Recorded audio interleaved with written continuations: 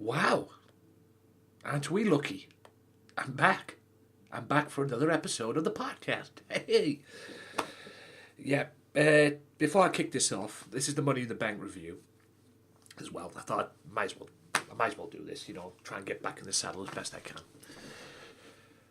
Thank you to everybody who checked out the podcast, the comeback show, as well. No matter where it was, no matter what you saw, no matter how you saw it, thank you as well. I did get some positive feedback, not a lot, but I got some feedback. So yeah, and like I say, guys, get used to this site right now because this is what you're going to be seeing the podcast. Okay. Something I did mention on that comeback show as well. I have got some interviews. I think I did mention the interviews thing. I have got some interviews coming up, or I'm trying to work towards audio interviews. There might have to be like I used to do the show back in the day. The audio clips. I might have to put something across and everything like that. I might have to. I don't know yet. And I don't know if the guy who wants them done, he's hell bent on doing shoot interviews with the wrestlers, and he knows I can play a big part in that. I don't know how serious he is with this. He says he's serious, he wants them done, but I don't know. Like I say, it's all his doing. I'm not gonna chase him or force him. He knows where to find me. I've told him he knows where I am. Call me. So, moving on from all that, let's get to Money in the Bank. Now, I watched Money in the Bank last night. First of all, let's do the kickoff show. I saw the kickoff show today. I didn't see the kickoff show last night because I couldn't give two flying you-know-whats about it, to be honest with you. And I've never done that. So, I've never bothered about the kickoff show. So, the Usos beat the SmackDown Tag Team Champions, Daniel Bryan and Rowan. Answer me this. Why wasn't that for the tag belt? I could have swore that was for the tag team titles when it was promoted. So, who changed that? That's what I want to know. I think I have an idea who. But I'm not going to go into too much details. But anyway, the Usos get a big win. Hopefully they'll get the belts back. Because seeing Daniel Bryan as a tag team champion, considering before WrestleMania he was a WWE champion, kind of doesn't work for me. But anyway, moving on to the actual pay-per-view itself, the main show. Excuse me. Oh.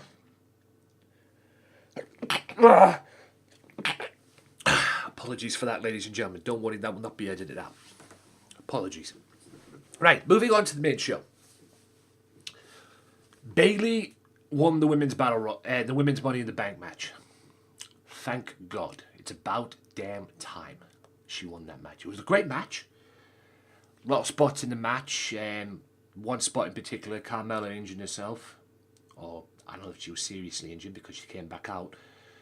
But we'll see. I think she was seriously injured because she was limping down the road. Whether it was an angle or whatever, I don't know. But Mandy was going to go away for her, go after her, try and take advantage of that injury. And then Carmella was like, get away from me, really serious about getting away from, she was really, really serious. And Mandy didn't know what to do. So she had to, she had to go somewhere else. But the ending on that match was hilarious. Because you got Sonya Deville trying to help and suck up to Mandy Rose, trying to be the big shot and everything.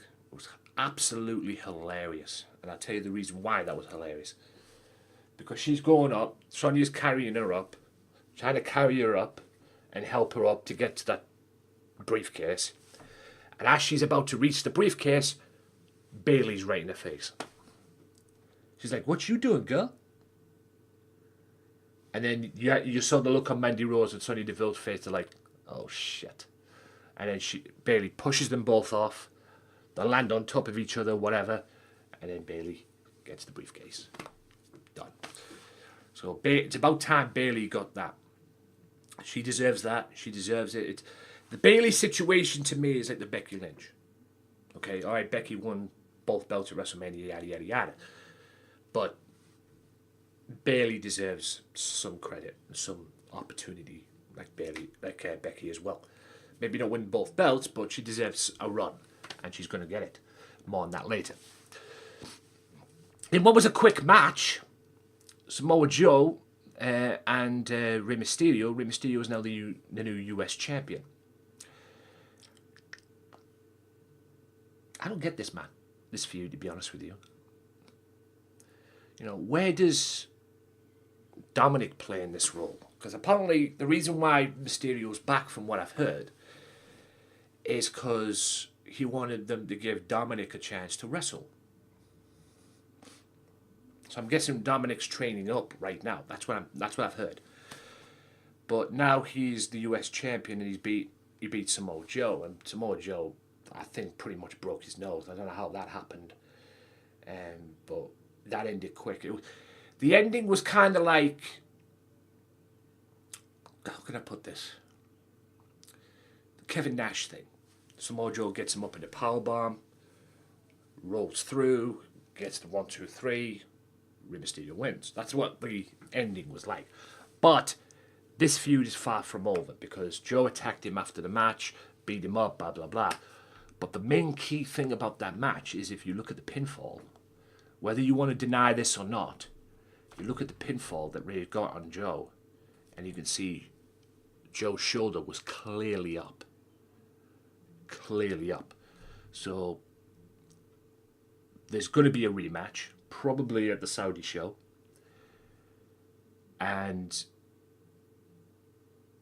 yeah, it's a really big thing to do.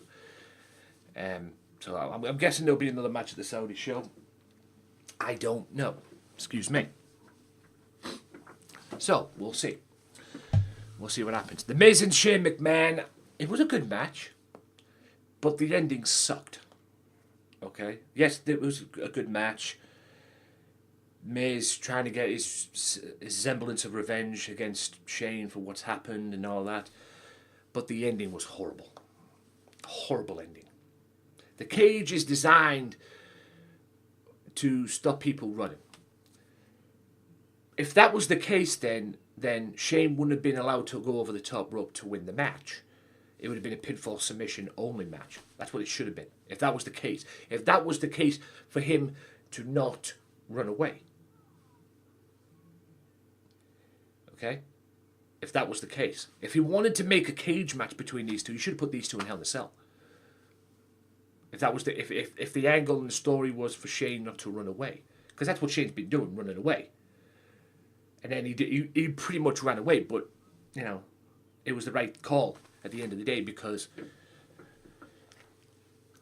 it looked like Miz was going to get him into a superplex from the top of the cage. And somehow Shane got away. And the next minute you see Shane grabbing down. He's like hanging from the cage and everything. And then Miz lifts his t-shirt off him, Shane's t-shirt. And then Shane goes down bare-chested, no t-shirt, and he wins the match. Horrible ending. Horrible ending. Just like WrestleMania. Horrible ending. Superplex through a stage. 1, 2, 3. Shane gets the victory. Now, I don't know what they're working towards with this match or this feud, but they better do it quick. All in all, it was a good match. Not the best match on the card. We'll get to the best match on the card, in my opinion, later on. But the ending was horrible of that match. I hate the ending of the match. Hated it. Tony Nese and Daivari. All I've got to say is with Daivari is this. It was a good match. Tony Nese won, retained the belt. Nothing spectacular about the match. Nothing big about the whole match. But somebody needs to tell Daivari that he's wearing Del Rio's gimmick. Yes, Alberto Del Rio's gimmick. You know, that car used to come out in and everything. Apparently they passed it over to Daivari in the Cruiserweight division.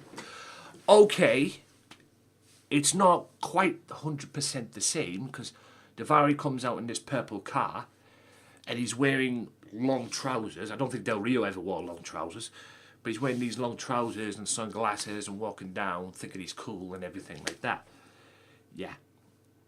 I don't watch much of 205, if I'm being honest with you. I do check it out from time to time, but I don't watch much of 205, to be honest with you. I don't know about the Cruiserweight division anymore, to be honest with you. I think the Cruiserweight division needs an established star to carry the brand for a bit. Tony Nese, maybe the Cape Man, I don't know.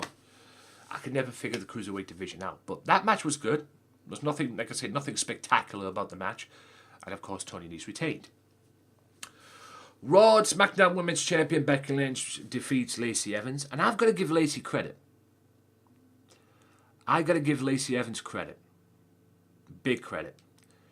Because Lacey took Becky to the limit. Everybody thinking, oh, she ain't nothing, you know. She ain't this, this, and this, you know. Because all she's done is come out and pretty much ended up like, what's her face? Done, I forgot her name.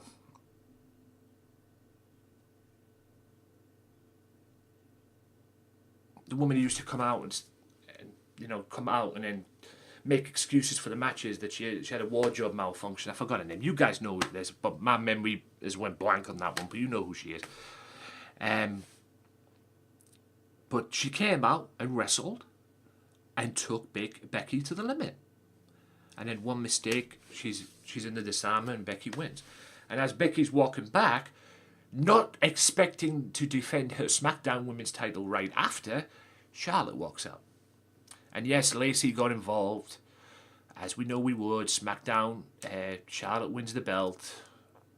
But the best moment of this night happened.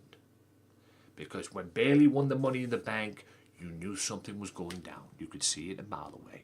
And I had no problem with this. No problem whatsoever with this at all. Because you saw what went down. Absolutely phenomenal. Bayley comes rushing out to help Becky. And then Charlotte gets a little bit greedy, as the commentator says. And he was right. Smacks her face right into the turnbuckle as she was going for Bayley. Turnbuckle pad and all the corner turnbuckle. Gets knocked clean out. And Bayley takes advantage and wins the SmackDown Women's title. And like I say, she deserves it. So we knew something was going down. Thankfully, they didn't allow Charlotte to have a long title reign. Because as many people I talked to, and I'm sure you guys watching this as well, I think we're pretty much sick of Charlotte being the champion. Nothing against Charlotte, but I think we're pretty much sick of her being the champion. So it's, you know, so Bayley got what she deserved that day. Really did. And I'm over the moon for that. No doubt about that. Also, let me get back on these things because I've just turned it off there for some reason. Roman Reigns and Elias. Whatever. Elias hits Reigns as he was coming out backstage with a guitar. He comes out, starts guitaring, yada, yada, yada. Walks back up the stage, walks into a Superman punch. Roman throws him back in the ring, spears him, 1, 2, 3. Whatever. That's all I've got to say on that one, whatever. Lars Sullivan crushes the Lucha House Party. Oh, those poor guys. How the hell he got busted open? I don't know. Lars Sullivan split open right at the top of his head. How that happened, I don't know. But anyway. I don't know where they're going with this man. They had plans for him before WrestleMania and everything to have a match with John Cena at WrestleMania, and I've seen to put him over. But his anxiety got in the way of that, and I know what that's about. Let me tell you, nobody knows what anxiety is like other than me. Okay, and you can't insult me like some other people did before, which I'm not going to go into, but about anxiety and getting confidence back and whatever. Yeah. Anyway, moving swiftly on. Kofi Kingston retained against Kevin Owens. It was a good match. We all knew Kofi was going to retain. We all knew Kofi was going to retain, and he did. He hit him with Trouble in Paradise and got the match. It was a good match. Nothing spectacular in the match, or nothing big about the match. Yes, Kevin Owens took it to the champion, but we all knew Kevin wasn't going to win the belt. You know, Kofi was going to win the belt. I don't know what they're doing in terms of Kofi, but I'll get to him in a minute. In that respect, the match of the night, in my opinion, Seth Rollins and AJ Styles, phenomenal match. Back and forth between the two, superb.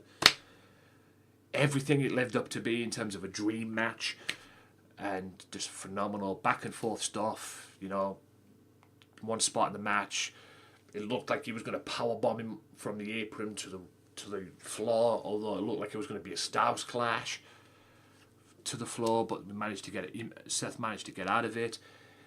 And at one point as well, you know how Randy countered the curb stomp into the RKO? Well, Styles did it, but turned it into the Styles clash. Absolutely superb. Great match, top to bottom, and it stole the show, and it was the best match on the card for me. No doubt about it. Best match on the card. Now for the men's Money in the Bank. Now, this match was great up until the ending, because these wrestlers in there nearly killed each other. Legit, nearly killed each other. Absolutely. You know, I think it was a powerbomb off the apron, which Balor went through. Didn't snap or anything, but he almost... Any other day it would have pretty much broke his back. McIntyre grabs out of Ricochet and just like throws him right over the top rope, goes right through the ladder that was purchased between the ring and the announce table. Just unbelievable. Just kick-ass match. Was until the ending. Mustafa Ali was about to go up and collect the ladder. The next minute, you hear the music, and Brock Lesnar runs out down there, pushes Ali off, goes up and gets the briefcase, and apparently Brock Lesnar is now Mr. Money in the Bank. I am not even going to say what they're calling him now. Beast in the Bank, Money in the Beast, whatever the hell it is. I don't care. But the minute that happened, I turned around and I went on Twitter and said, let the backlash begin, because there's going to be a lot of people that are not happy with that ending. And I was right. Many people might be happy with that ending. I don't know. It's different for Brock to win the Money in the Bank, other than the championship, and carry it for a year. And I don't know why they gave him the briefcase for, because apparently, even though it's not been announced yet, apparently he's going to get his rematch from WrestleMania at the Saudi show. So, I don't know what they're doing with that. Maybe they're going to have him at the Saudi show, have that match with Seth Rollins. Rollins beats him again, and then have him cash in on Kofi. Maybe have him cash in on Kofi, because Kofi Kingston is the WWE champion, and apparently, from what I'm hearing, and this is what I'm hearing, Brock Lesnar's meant to be going to SmackDown. Meant to be. Okay? That's what I'm hearing. Whether he will stay on Raw or not, I don't know. We don't know what is going to take place. But apparently he's meant to be joining SmackDown, or being a part of this wildcard thing. Stay on Raw. Oh, we'll go to SmackDown. He wins the WWE title, comes on Raw with the WWE Championship. I don't know. Like I said, I don't know where this is going. But, yeah, I was not happy with that ending. Brock never even did an out in the match, and you could see it was something was going down with the angle with Sami Zayn and Braun Strowman, because Triple H kicked Braun Strowman out of the arena. Sami was meant to be in the match, but obviously Braun Strowman hanged him on some cage thing backstage. Hanged him upside down, and he had to go to the hospital. Braun thought, if I'm not in the Money in the Bank match, neither are you, Sami. So I don't know what they were trying to do with Brock, or what they're doing with Brock now. I don't know, but honestly, don't like it. I don't like that ending at all. So we move on now to the Saudi show, and it's been promoted. It's going to be the Demon Finn Balor against Andrade for the Intercontinental Belt, and the main event is, and Braun Strowman's going to be on that show as well. He's facing Bobby Lashley, and Undertaker will go one-on-one with Goldberg. That's your main event. Don't expect that one to be 20 minutes. If it is, it's a miracle. because you got two guys way past their prime. It's the first time ever these two are going to meet, Undertaker and Goldberg, and I don't expect it to last more than 10 minutes, max. It won't be like a 20-minute match or anything like that. I'm not counting it out because the last Saudi show they did was that Best in the World tournament thing, which was a clusterfuck, to be honest with you. And you know it was a clusterfuck, and you know it was probably the worst show in WWE's history of that year, which I'm guessing was 2018. You know it was really bad when the main event, which was Brothers of Destruction and DX, was the best match on the card. And Shawn Michaels proven, at his age, he can still go. And I don't care what anyone says. He nearly killed himself in that match. Just to carry that match, because Triple H injured himself. He injured his, I believe it was arm, his trapezius or torn a bicep, whatever. You could tell because when he had the surgery. Because we didn't know if the Batista Triple H match at WrestleMania was going to take place. But it did. So, all in all, ratings-wise for Money in the Bank, in my opinion, I believe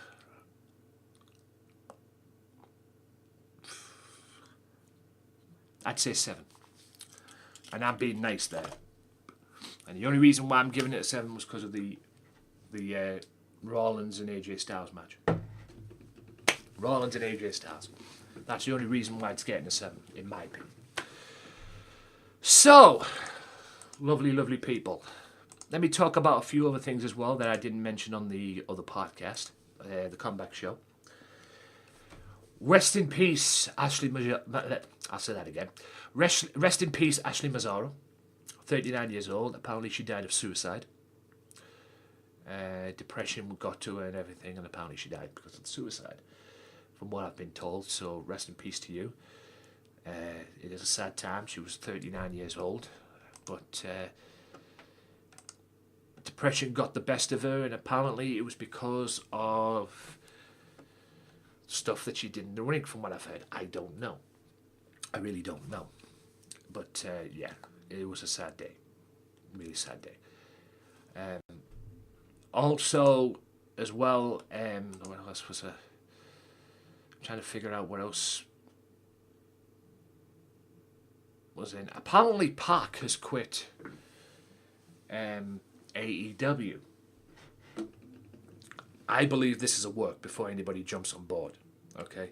Because it's meant to be Hangman Page and Pac, the bastard Pac, otherwise known as Neville, at the Double or Nothing show, May 25th.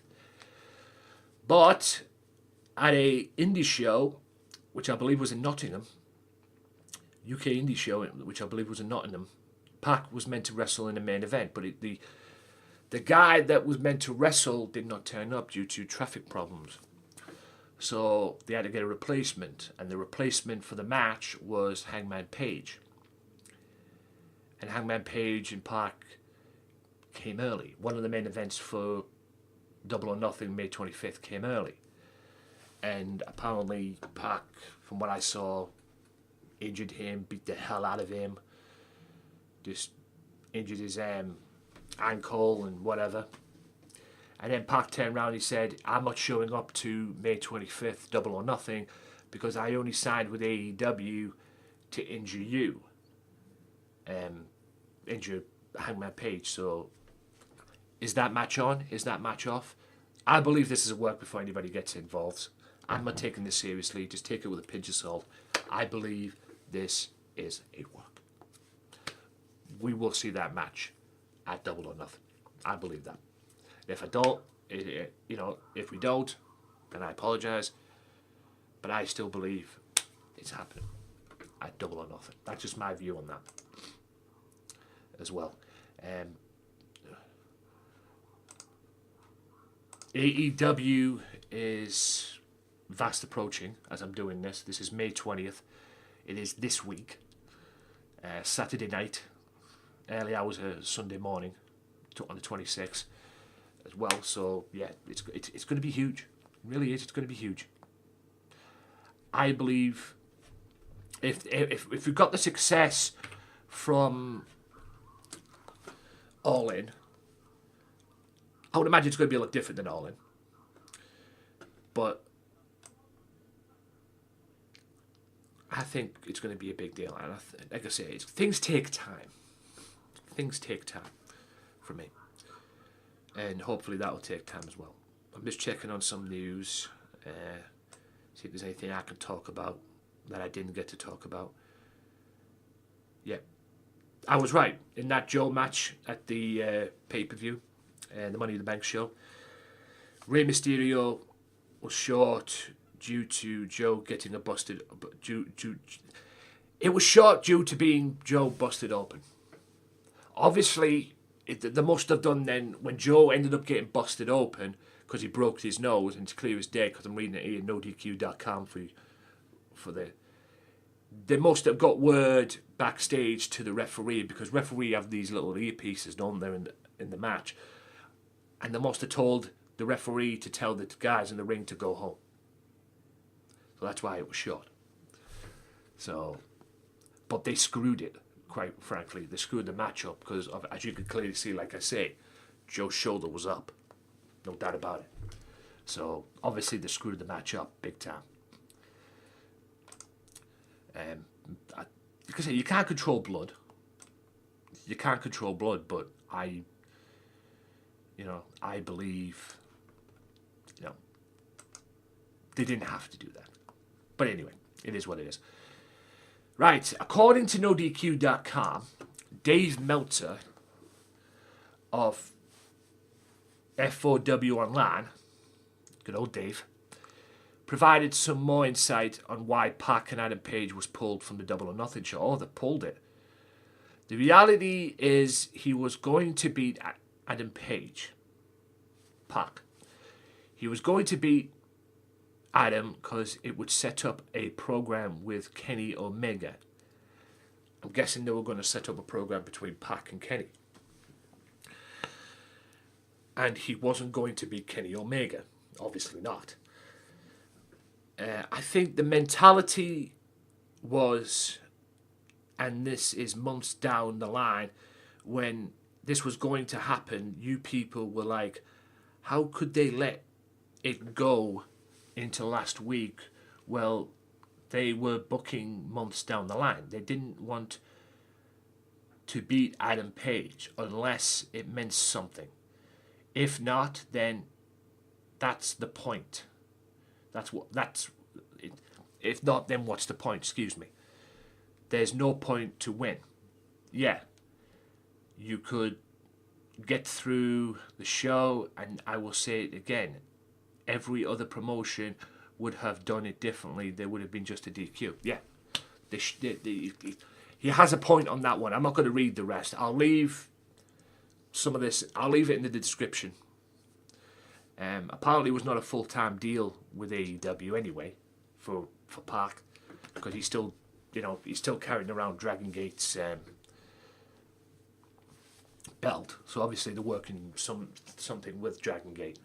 So yeah, I'll like I say, I'll put this in the description. You can read it for yourself down below. I'm not going to go into too much detail. I've read what I could there anyway. So yeah. But it was a big deal. So apparently they have pulled it.